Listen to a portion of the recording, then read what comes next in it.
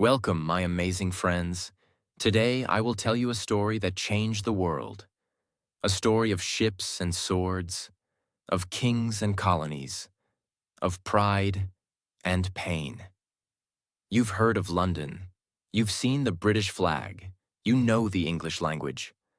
But what if I told you that behind the beauty of London, behind the English your children speak today, there is a dark shadow?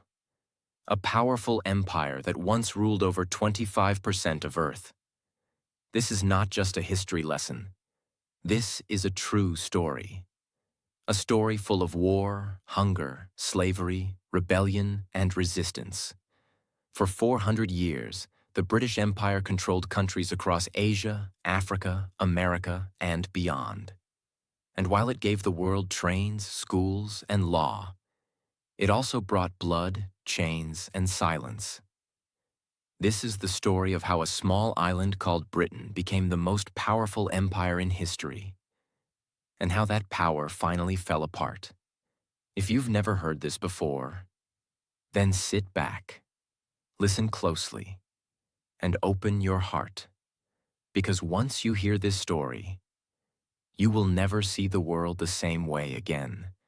This will improve your English too. You'll learn new words, feel new emotions, and get stronger with every part. Let's begin. Chapter 1. How it all began. A small island with big dreams.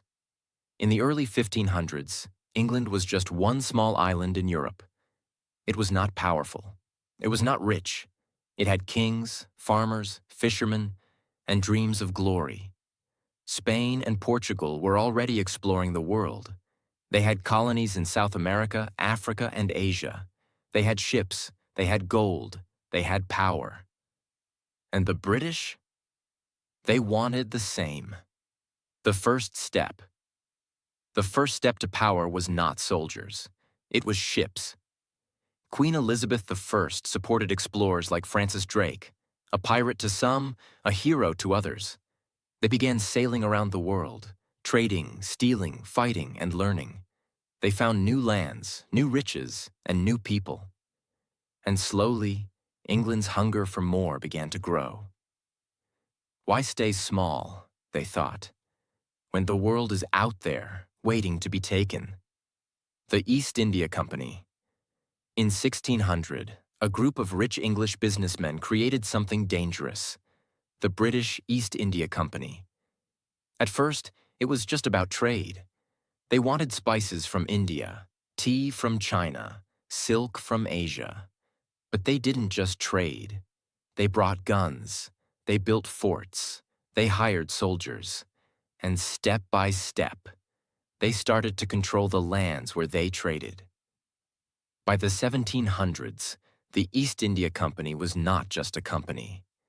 It was an army, a government, and an empire in disguise.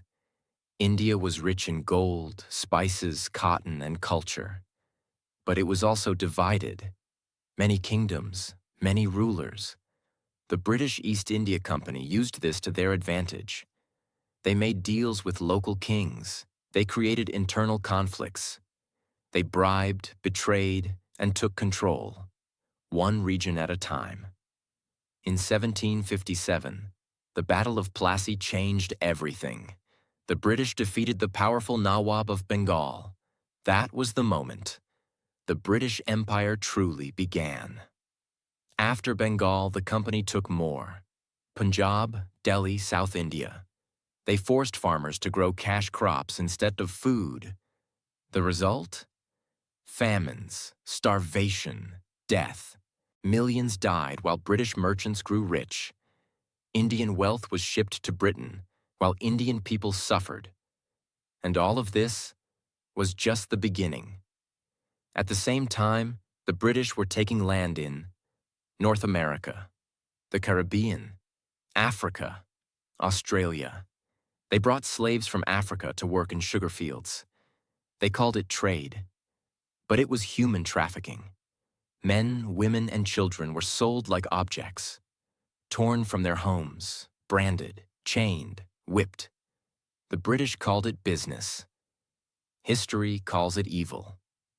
Part 2. Revolutions, Rebellions, and the Rise of British Power.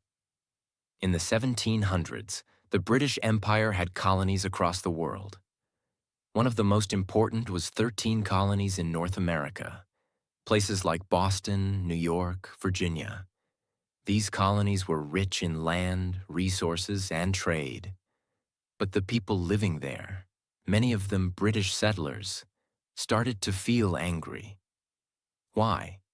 Because even though they lived in America, they had to pay high taxes to the British king, follow British laws, accept decisions made by a government in London thousands of miles away. They had no real voice, no freedom, no respect. The final spark came in 1773 when the British imposed a heavy tax on tea. A group of angry Americans dressed as native people entered a ship and threw 342 chests of tea into the sea. This was called the Boston Tea Party. Britain was shocked and furious. They sent soldiers. They passed strict laws. They tried to control the colonies harder. But it was too late. In 1775, the American War of Independence began. For 8 years, British soldiers fought American revolutionaries. They believed they could easily win. After all, they were the strongest empire. But the Americans had something powerful: the desire to be free. In 1783, Britain surrendered. The United States of America was born. It was the first major loss for the British Empire. And a lesson: you can rule people with fear, but you can't kill their dream of freedom. While the empire was losing America, it was tightening its grip on India. The British East India Company controlled large parts of India like Bengal, Madras, and Bombay. But they didn't stop there. They used a method called divide and rule. This meant they would turn one Indian kingdom against another, promise support to one ruler, then betray them later. Control by manipulation, not just war. They forced Indian farmers to grow indigo and opium. They made local rulers puppets, and they filled their ships with gold, cotton, silk, tea, and money, while Indians died of hunger. They even forced opium into China, starting the Opium Wars. But we'll explain that in Part 3. By now, the British weren't just traders. They were the unofficial rulers of India. But all of this greed, all of this injustice, it was building something dangerous: rage. And that rage exploded in 1857. This was one of the most important uprisings in British history. It began with Indian soldiers, called sepoys, who worked for the British Army. These soldiers were told to use new rifles. To use them, they had to bite open greased cartridges. But there was a problem. The cartridges were greased with cow and pig fat. For Hindus, cows are sacred. For Muslims, pigs are forbidden. This wasn't just disrespect. It was a deep insult to religion and culture. The sepoys were furious.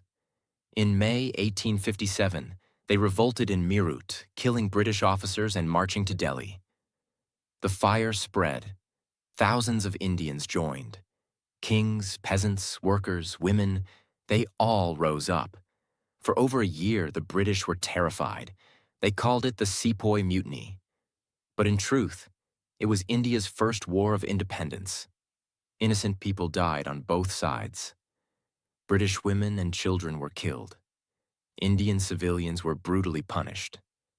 In the end, the rebellion was crushed. But the message was clear. India would not be silent forever. And something huge happened after that. After the 1857 rebellion, the British government realized something. The East India Company was too greedy, too corrupt, and too dangerous. So in 1858, The British Parliament officially took control. Queen Victoria became the Empress of India. Now India was no longer ruled by a company. It was ruled directly by the British Crown. The British called this the Raj, a system where British officers controlled Indian land, law, money, and life. They said they were bringing civilization, but Indians were not allowed in top government jobs, not paid equally, treated like second-class people in their own country. Railways, schools, and roads were built, but mostly to help the British move goods and soldiers. And behind the beautiful buildings was suffering. While all this was happening in India, the British turned their eyes to Africa. Africa was rich in gold, diamonds, land, and labor. But it was divided into tribes and kingdoms. The British, along with the French, Dutch, and others, started the scramble for Africa. They drew fake borders, took land by force, captured local leaders, controlled people through violence and bribery. They used Africans as cheap labor, made them work in mines, farms, and railways. And yes, slavery was still happening, even after it was officially banned. In places like Nigeria, Kenya, and South Africa, the British took local languages, banned native religions, taught only English and British values. They tried to erase identity and call it progress. But inside, Africans remembered who they were. The British weren't stopping. They took Australia, calling it Terra Nullius, no one's land. But it wasn't empty. It was home to Aboriginal people. For over 50,000 years, the British sent prisoners to live there. They took land from the natives. They treated them as savages. In the Caribbean, they used African slaves to grow sugar cane. Millions died from overwork, heat, and disease. From Jamaica to Trinidad, the British grew rich, while slaves were beaten, starved, and worked to death. The British called it a civilizing mission, the white man's burden, teaching the world how to live. But what they really brought was exploitation, control, profit for Britain, pain for the people. They built railways, but only to move their goods. They built schools, but only to teach their version of truth. They created laws, but used them to stay in power. By the end of the 1800s, the British Empire was massive. India, Africa, Canada, Australia, Caribbean, parts of the Middle East, islands across the ocean. But underneath this giant system were cracks. People were angry, hurt, awake, and remembering. Part 3. World Wars, Resistance, and the Beginning of the End. As the 20th century began, the British Empire stood at its peak. It controlled a quarter of the planet's land, more than 400 million people. But below the surface, things were changing. People across the empire were starting to question the system, understand their stolen identity, learn new ideas about freedom, justice, and nationhood. Newspapers, books, and education were helping people wake up. But then, the world was thrown into chaos. World War I. In 1914, a single gunshot in Europe changed everything. A prince was assassinated in Sarajevo, and within weeks, the world was at war. Britain, France, Germany, Russia, and Austria-Hungary were all involved. The British Empire needed help, and it turned to its colonies. They called for soldiers from India, Africa, Australia, Canada, New Zealand, the Caribbean. Over 2.5 million men from India joined the war. Hundreds of thousands more came from Africa and the rest of the empire. They were promised respect, better treatment, possibly even self-rule. But what they got was Racism, lower pay, harder conditions. Indian soldiers died in muddy trenches in Europe. African porters carried weapons and supplies through jungles, often with no boots or medical care. They were used, and then forgotten. When the war ended in 1918, the British Empire celebrated victory. But the people of the empire asked a simple question. We fought and died for you. Now will you treat us as equals? The answer was no. And that answer changed everything. In India, after World War I, the British passed new laws to control protest. One law was called the Rowlatt Act. It allowed the British to arrest anyone without trial. On April 13, 1919, in Amritsar, thousands of Indians gathered peacefully in a garden called Jallianwala Bagh. They were unarmed, peacefully protesting, including women and children. But General Reginald Dyer, a British officer, saw them as a threat. Without warning, he ordered his soldiers to open fire. In minutes, over 1,000 people were killed. Many were shot in the back as they tried to escape. There was only one narrow exit, and soldiers blocked it. This was one of the most brutal massacres in British history. The British government praised Dyer. They gave him money. Some called him a hero. But across India, people cried. And one man decided, enough. His name was Mohandas Karamchand Gandhi. Gandhi was different. He didn't believe in guns. He didn't believe in violence. He believed in truth, what he called satyagraha, and in peaceful resistance. He told Indians, don't fight them with weapons. Fight them by refusing to obey.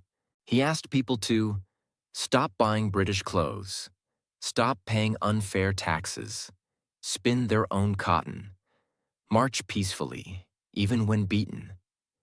In 1930, Gandhi led the famous Salt March, walking 240 miles to the sea to make salt illegally as a protest against British salt laws. The British arrested him again and again, but each time more people joined. And around the world, people saw something new. A man in simple clothes, fighting the biggest empire in the world, without lifting a single hand. The British were afraid, because now their control was being broken by peace. In Africa, the story was different, but the pain was the same. After World War I, Africans expected change, but the British continued to control land, take resources, punish protesters, crush native traditions. In Kenya, a leader named Jomo Kenyatta began speaking for the rights of Africans. In Ghana, Kwame Nkrumah started organizing students and workers. In Nigeria, Nnamdi Azikiwe demanded education and respect. These leaders studied in British schools, but they saw how Britain spoke about freedom in Europe while denying it in Africa. And slowly, the message spread. If we fought in your wars, if we paid your taxes, if we built your roads, why are we still treated like slaves? The stage was being set. And then, another war came. World War II. In 1939, World War II began. This time, the enemy was Nazi Germany, led by Adolf Hitler. Britain again turned to its empire for help. Once again, millions from the colonies fought in battles, died in war, helped save Britain from collapse. India alone gave over 2.5 million soldiers. But something had changed. This time, people were more aware. This time, they wanted something in return. During the war, Britain promised freedom after peace, to keep the colonies loyal. But after the war ended in 1945, the British were broke, exhausted, and no longer respected. And the colonies knew it. The war changed everything. People across the empire had seen the British struggle, lost family members, heard promises of freedom, waited for decades. But the British didn't want to let go. In India, Quit India movement had already begun. Gandhi had been arrested again. But protests were now happening everywhere. In 1947, Britain finally gave up. India was free. Pakistan was created. And with it came a bloody partition. Over 1 million people died. Millions were forced to migrate. But the empire had lost its crown jewel. The heart of the British Empire was gone. And soon, the rest would follow. After India, one by one, the colonies demanded their freedom. In Ghana, the first sub-Saharan African nation became independent in 1957. In Kenya, the Mau Mau Rebellion, a bloody guerrilla war, forced the British to leave in 1963. In Nigeria, independence came in 1960. In the Caribbean, countries like Jamaica and Trinidad began to break free. In the Middle East, British control over oil-rich lands like Iraq and Palestine collapsed. In Malaysia, in Cyprus, in Zimbabwe, in South Africa, resistance grew louder, stronger, and impossible to ignore. And the British knew. The age of empire was ending. By the 1970s, most of the British colonies were free. The empire was no more. But freedom didn't fix everything. Many former colonies were left. Poor, divided, without stable governments, fighting new internal battles. Borders drawn by the British caused ethnic conflicts. Economies built for British profit collapsed. Languages, cultures, and identities had been erased and had to be rebuilt. And in Britain, they rarely spoke of the empire. They taught the good, not the pain. They celebrated the flag, not the blood behind it. But the world remembered. And that's why this story matters. By the time the last colonies gained their independence, the British flag had come down in most parts of the world. But even though the flags changed, the system did not. The empire had fallen on paper, but it had left deep wounds, wounds that didn't heal quickly. In Africa, Asia, the Caribbean, and the Middle East, countries were free. But they were also poor, divided, underdeveloped, dependent on foreign aid. Why? Because when the British left, they took more than land. They took gold, diamonds, oil, culture, confidence, and centuries of self-rule. What they left behind were broken pieces of nations. One of the biggest problems the British left was artificial borders.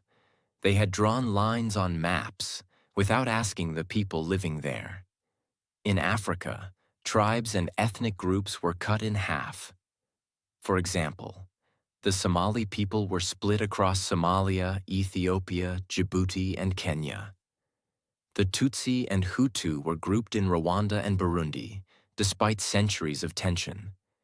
These artificial borders created conflicts, civil wars, and genocides.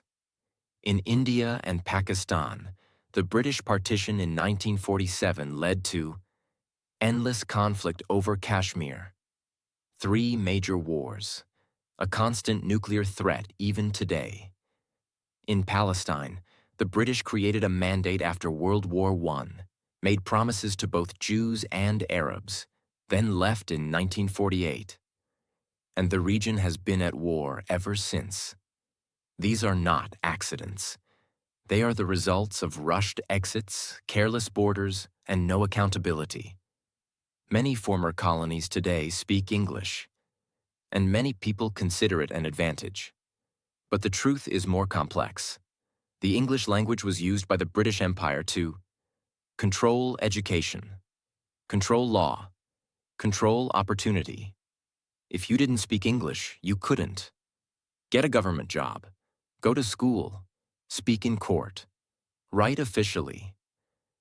This created a system where local languages were slowly erased. In India, hundreds of languages were ignored. In Africa, Native languages like Shona, Yoruba, and Swahili were called inferior. Children were punished for speaking their mother tongues in school. The language helped global communication, but it also became a tool of shame, class, and separation. One of the ugliest legacies of the British Empire is something you cannot always see, but you can always feel: racism. The empire was built on a belief that white Europeans were superior, that darker-skinned people were less intelligent, that colonized people were not capable of ruling themselves. These beliefs were taught in schools, printed in books, shown in films, preached in churches. In Africa, black people were forced to carry passes, kneel before white officers, and use separate bathrooms. In India, signs said, "Dogs and Indians not allowed."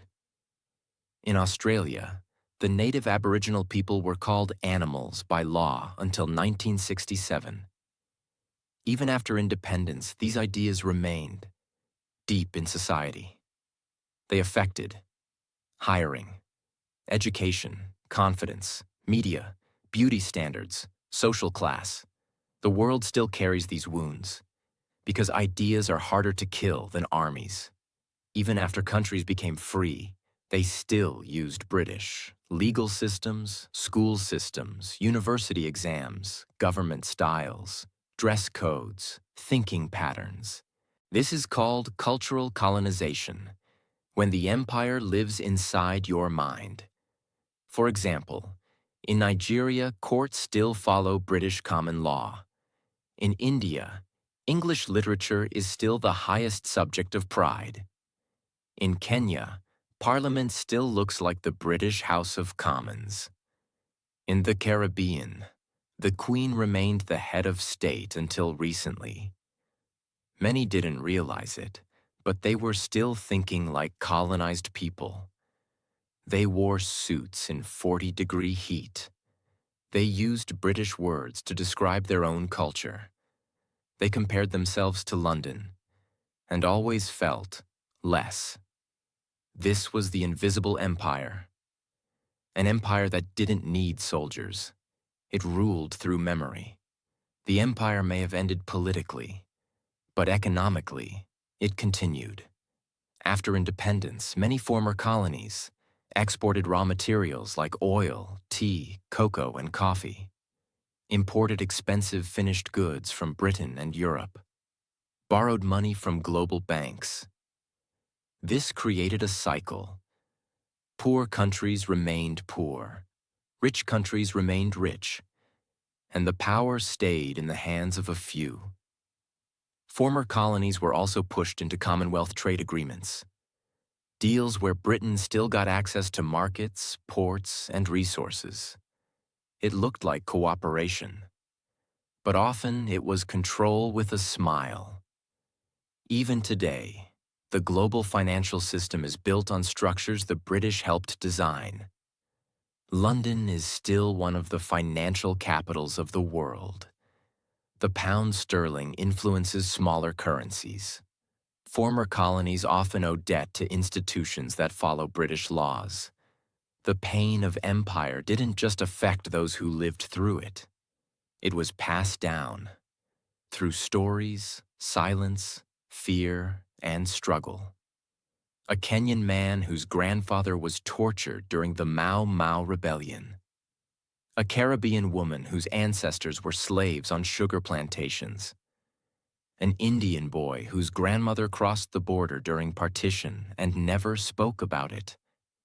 A Nigerian girl whose mother was punished in school for speaking Yoruba. These are real scars. They live in family memories, emotions, and identity. Some people grow up ashamed of their culture. Some are angry but don't know why. Some want to heal but don't know where to start. The empire may be gone, but its ghosts still walk among us. Despite all this, the story does not end in sadness. Former colonies are rising. In India, A new generation is reclaiming Indian languages, films, and philosophy.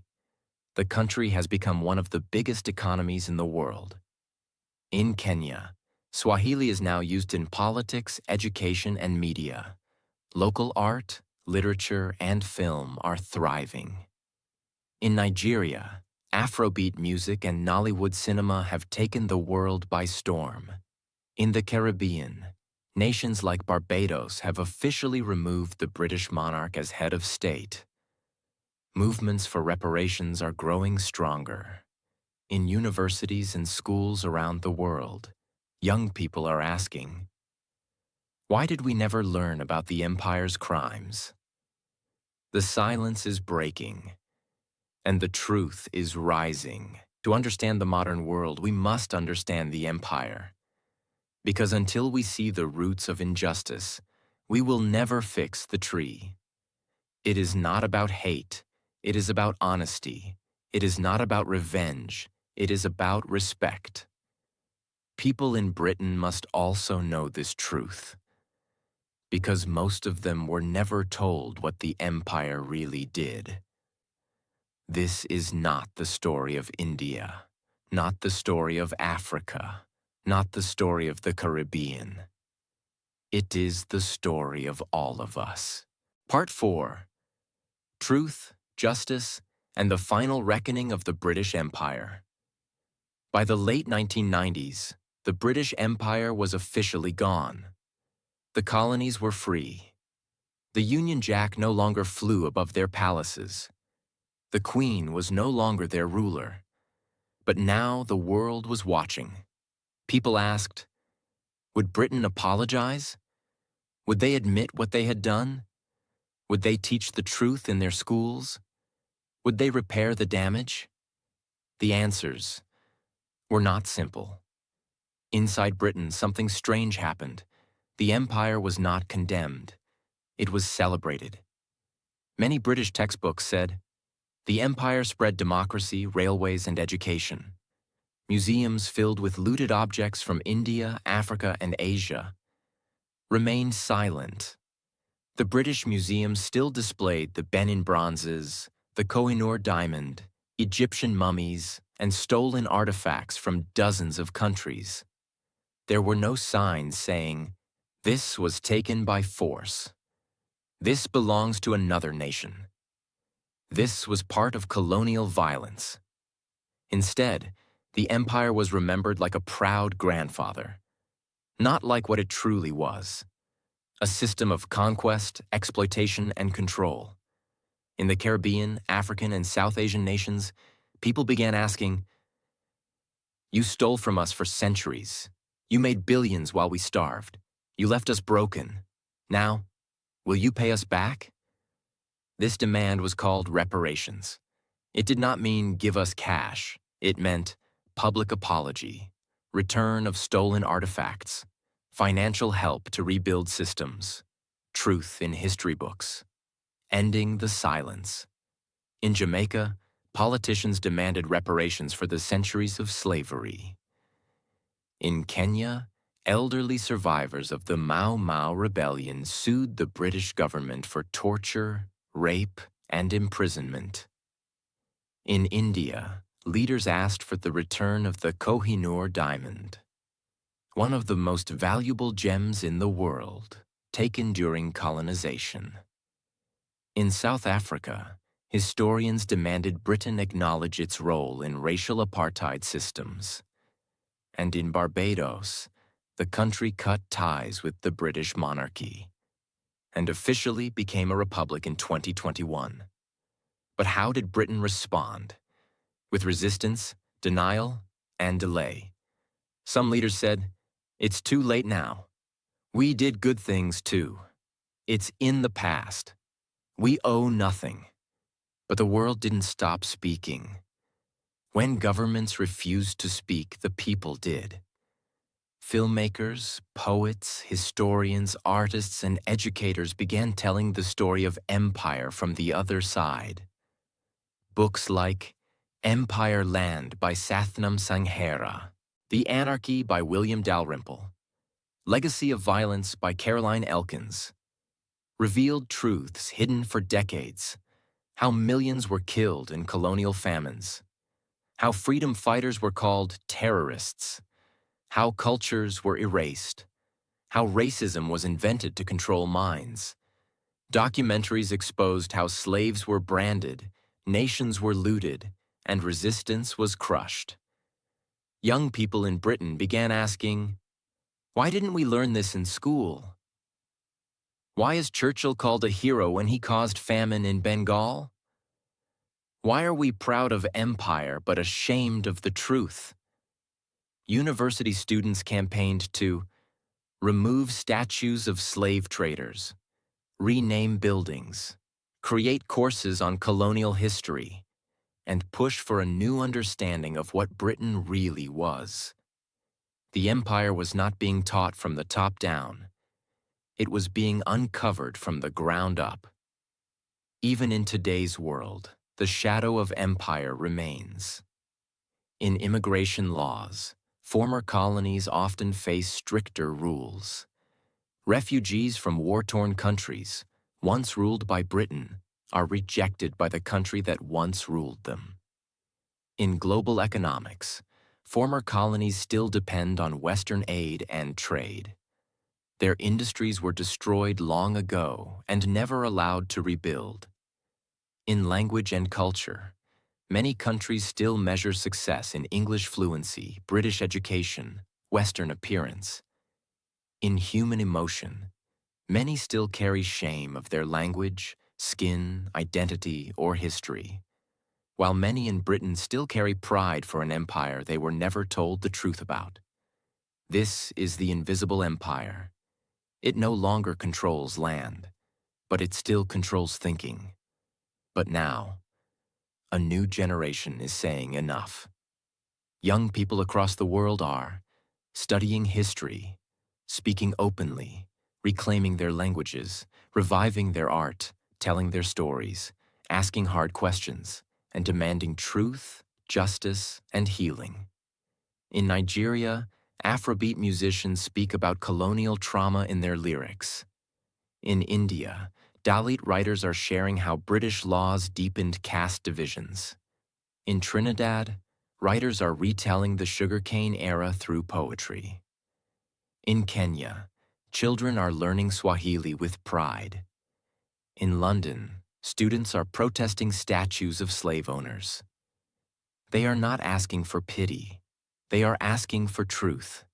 They are not blaming today's generation. They are blaming the systems that were never changed.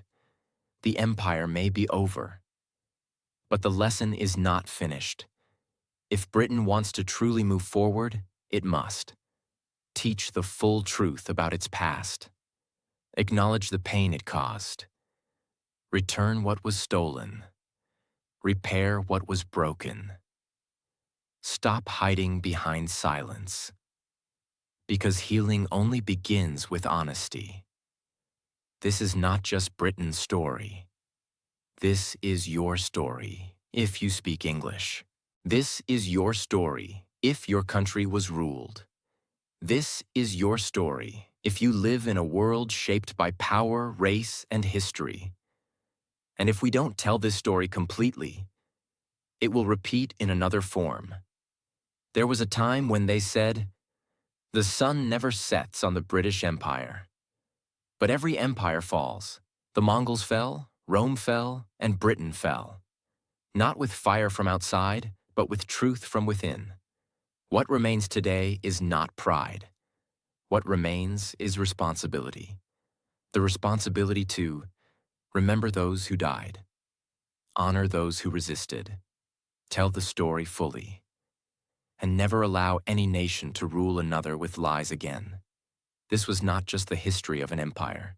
This was the story of real people, of pain that was hidden, of courage that was silenced, of voices that were never heard. Now the truth is out. The world cannot heal without remembering, and we cannot move forward by forgetting. So let's carry this story, not with hate, but with honesty, with hope, and with the promise. Never again. If this story opened your eyes, if it made you feel something, then let's keep learning together. Subscribe to this channel, not just for English, but to understand the world, to question the past, and to build a better future. Because knowledge is power, and stories like this deserve to be heard. I'll see you in the next video.